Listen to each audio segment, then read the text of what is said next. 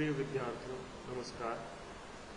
पिछले वीडियोस में हमने भारतीय राजनीति और धर्म और जाति के साथ उसके जो अंतर संबंध हैं उन पे चर्चा की थी।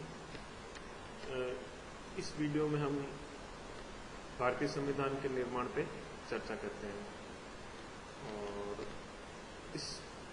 इस पे भारतीय संविधान के निर्माण पे आगे बढ़ने से पूर्व एक जो सर्वाधिक महत्वपूर्ण प्रश्न इस संबंध में उठता है कि क्या भारतीय संविधान का निर्माण एक ब्रिटिश विरासत था या ये ब्रिटिश विरासत नहीं था। तो इसके संबंध में हम देखते हैं कि जैसे विद्वान कहते हैं कि ये कुछ विद्वान कहते हैं कि ये ब्रिटिश विरासत था, तो उनके क्या तर्क हैं।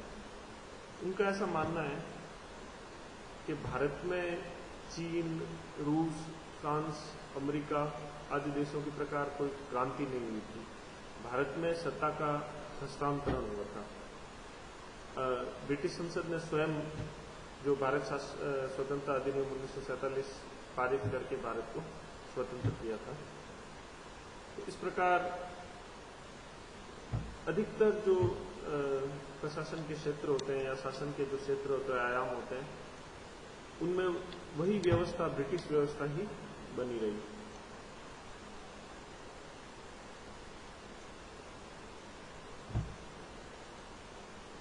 वे कहते हैं भारत एक उत्तर औपनिवेशिक राज्य बना रहा।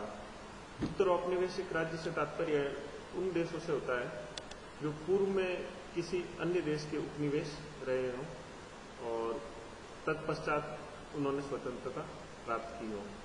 ये विशेषकर जो विकासशील या पिछड़े देश हैं, जिनको तीसरे विश्व के देश भी कहा जाता है, थर्ड वर्ल्ड कंट्रीज भी कहा जाता है, जो सेकेंड वर्ल्ड वॉर के बाद जो यूरोपीय शक्तियां थी जैसे ब्रिटेन, फ्रांस आदि, उनसे स्वतंत्र हुए।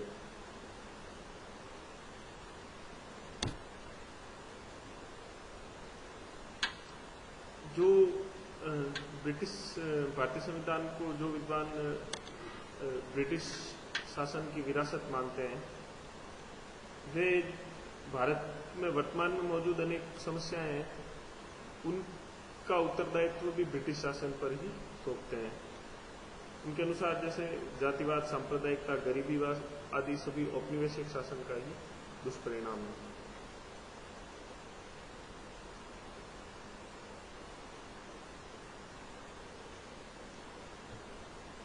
ब्रिटिश शासन की जो विरासत है, ब्रिटेन के जो 200 वर्षों के करीब शासन से भारत को क्या प्राप्त हुआ और क्या उन्होंने भारत की क्या दशा की, इस संबंध में एक बहुत प्रसिद्ध वक्तव्य है जो भारत के एशिया के प्रथम नोबेल पुरस्कार विजेता श्री रविंद्रनाथ टैगोर का है। वे ये कहते हैं कि उनका निधन वैसे भारत की स्वतंत्रता से पहले ही हो गया था, शायद जहां तक मुझे याद है 1941 में उनका निधन हो गया था। वे ये कहते हैं कि अंग्रेजों का एक दिन भारत छोड़ना निश्चित है, परंतु तब वे भारत में गंदगी व विपन्नता के पहाड़ छोड़कर जाएंगे जिन्हें साफ करने में अनेक पीढ़ियां लगेगी। तो भारत का स्वतंत्रता संघर्ष चल रहा था, जब सविनय अवज्ञा आंदोलन वगैरह या असहयोग आंदोलन वगैरह हो रहे थे, उस समय का ये वक्तव्य है जब रविन्द्रनाथ जी टैगोर ने कहा था कि ये तो निश्चित है कि एक दिन अंग्रेज आज नहीं तो कल वो भारत छोड़ के जाएंगे, मगर जैसे जब वो जाएंगे तो यहाँ की हालत बद से बदतर करके ही जाएंगे। ऐसी हालत करेंगे जिसको सुधारने में पीढ़ियां लग जाएगी।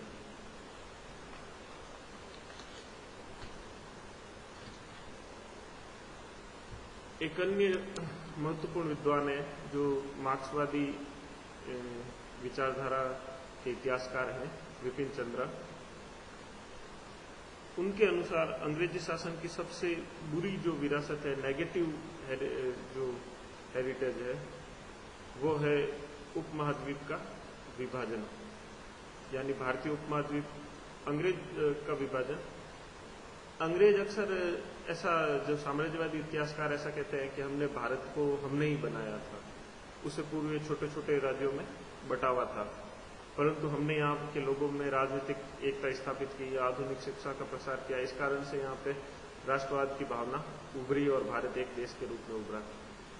परंतु वे इस तथ्य को छुपाते हैं कि अंग्रेजों ने भारत को जिस अराजकतामय स्थिति में जीता था, उन्होंने अंत में उसी अराजकतामय स्थिति में भारत को लौटाकर यहाँ से वो गए थे। ऐसा हम देख सकते हैं कि एक तो उनके द्वारा जो बांटो और राज करो की नीति थी, और उसको जो सहज रूप से जो स्वीकार्यता मुस्लिम लीग और मुस्लिम लीग ने उन्हें प्रदान की और अंग्रेजों ने स्वयं मुस्लिम लीग को प्रोत्साहन दिया, तो फलस्वरूप भारत को अंततः जो विभाजन का सामना करना पड़ा, जिसमें करीब 1 करोड़ लोगों को विस्थापित होना पड़ा और करीब 10 लाख लोग जो उस समय के जो विभाजन के दंगे थे विशेष रूप से पंजाब क्षेत्र में उसमें मारे गए। तो एक प्रकार से उन्होंने जो उपमहाद्वीप को जीत के एकता का जो दावा किया था, उसको उन्होंने वापस विभाजित करके उसको जो राजनीतिक एकता थी उसको वापस उन्होंने विनष्ट कर दिया।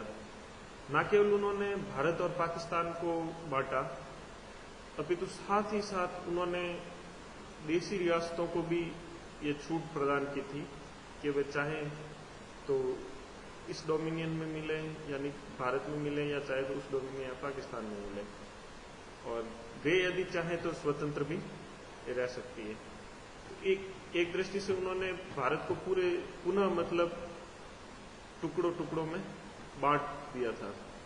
ये तो ठीक है, हमारा जो राष्ट्रीय नेतृत्व और विशेष रूप से जो तत्कालीन जो होम मिनिस्टर थे भारत के, जिनको राज्यों के एकीकरण का दायित्व भी देशी रियासतों को भारत में विलय का दायित्व सौंपा गया था, श्री सरदार वल्लभ भाई पटेल, और उनके जो सचिव थे वीपी मेनन, रियासती विभाग के सचिव, उनके जो प्रयासों और कुशल कूटनीति और दूरदर्शिता के कारण अंततः कुछ देशी रियासतों को छोड़ के अधिकतर का भारत में विलय हो सका, और जो बचा कुचा भारत था, यानी पाकिस्तान के अलावा पाकिस्तान, पूर्वी और पश्चिम पाकिस्तान को छोड़ के बाकी भारत एकीकृत रूप से उभर पाया।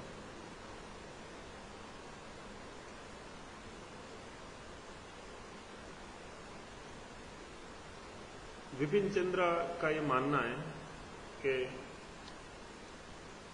विभाजन के परिणाम स्वरूप जो भारतीय उपमहाद्वीप है वो कभी भी ढंग से विकास नहीं कर पाया। एक तो ये दो देश आपस में हमेशा इनमें तनाव बना रहता था, युद्ध होते रहते थे, तो इनकी जो ज्यादातर काफी रिसोर्सेज का काफी भाग है संसाधनों का, वो नेगेटिवली खर्च हो जाता था युद्ध और युद्ध की तैयारी में। या तो ये युद्ध कर रहे होते हैं या ये युद्ध की तैयारी में होते हैं।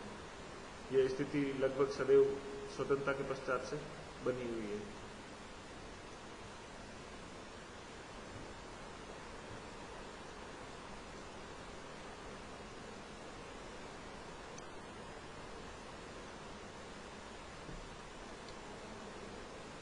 एक अन्य मार्क्सवादी इतिहासकार हैं रोमिला थापर। उनका ये मानना है कि सांप्रदायिक जो हिंसा जो स्वतंत्रता पूर्व भारत में थी और स्वतंत्रता पश्चात भी भारत में है, उसका वे जो है उत्तरदायित्व ब्रिटिश शासन पे डालते हैं।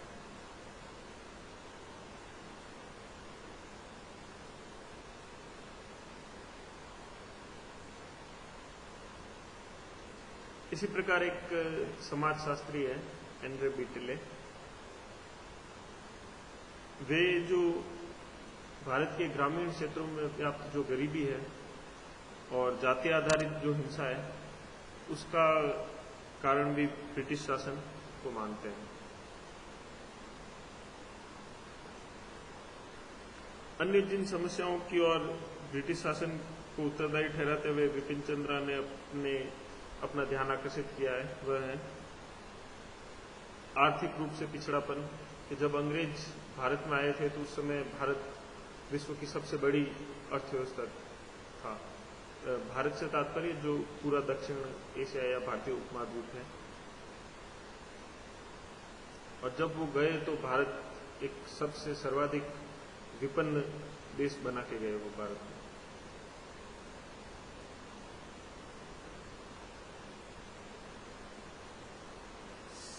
साथ ही वे ये भी दर्शाते हैं कि अंग्रेजों ने अपने व्यापारिक हितों को ध्यान में रखते हुए भारत में जो थोड़े बहुत विकास कार्य किए उनसे उन्होंने उल्टा क्षेत्रीय असंतुलन को ही बढ़ाया।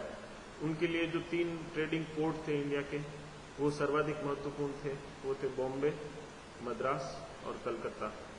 उनका जो सारा जो ध्यान था विकास आदि कार्यों के संबंध में वो इन्हीं जो पोर्ट्स के डेवलपमेंट पे उनका फोकस रहता था। और मुख्य रूप से उनका जो था शासन का उद्देश्य यही था कि भारत से इस प्रकार से व्यापार किया जाए कि भारत के जो धन संपदा है उसको ब्रिटेन को स्थानांतरित कर दिया जाए। और उनमें इन 3 शहरों से होने वाले व्यापार ने महत्वपूर्ण भूमिका निभाई।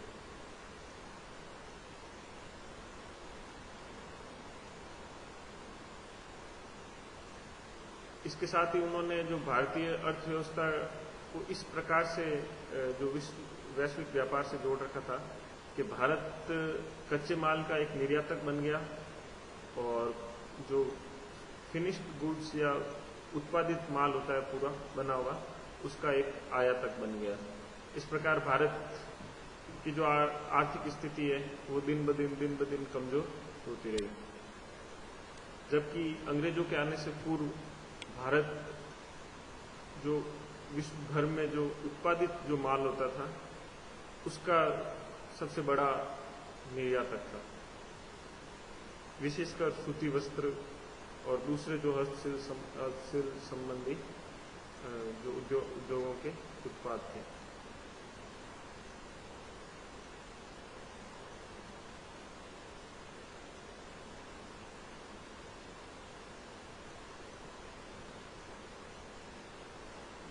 अंग्रेजों को चूंकि वे बाह्य एक शक्ति थे तो उन्हें यहाँ की जो भारतीयों पे बहुत ही सख्ती से कंट्रोल करना पड़ता था। तो उस हेतु उन्होंने एक बहुत ही मजबूत नौकरशाही व्यवस्था का निर्माण किया जो आज भी भारत में मौजूद है। और आज भी ऐसा माना जाता है कि भारत के जो नौकरशाही व्यवस्था है उसका जो दृष्टिकोण है वो आज भी औपनिवेशिक दृष्टिकोण से वो ग्रस्त है।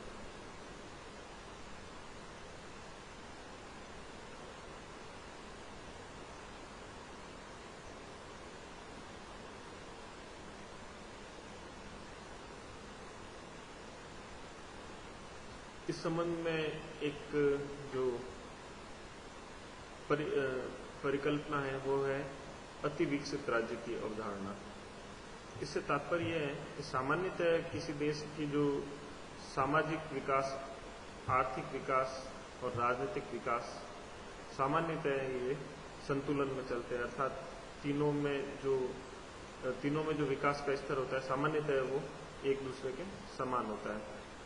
परंतु जो ब्रिटिश शासन के दौरान भारत में सामाजिक आर्थिक विकास उस गति से नहीं बढ़ा जिस गति से उन्होंने राज्य का आधुनिकीकरण किया, आधुनिक नौकरशाही उन्होंने भारत में स्थापित की और जो जीवन के हर क्षेत्र पर राज्य के नियंत्रण को बढ़ाया।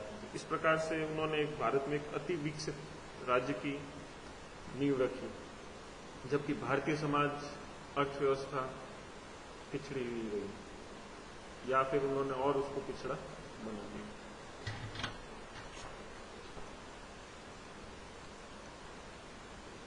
इसके साथ ही अनेक विद्वान जो हैं वो ब्रिटिश शासन की कुछ सकारात्मक जो विरासत है उसकी ओर भी हमारा ध्यान आकर्षित करते हैं। जैसे विधि का शासन, संसदीय लोकतंत्र, सैन्य व नागरिक प्रशासन में कड़ाई से विभेद, रेलवे आदि।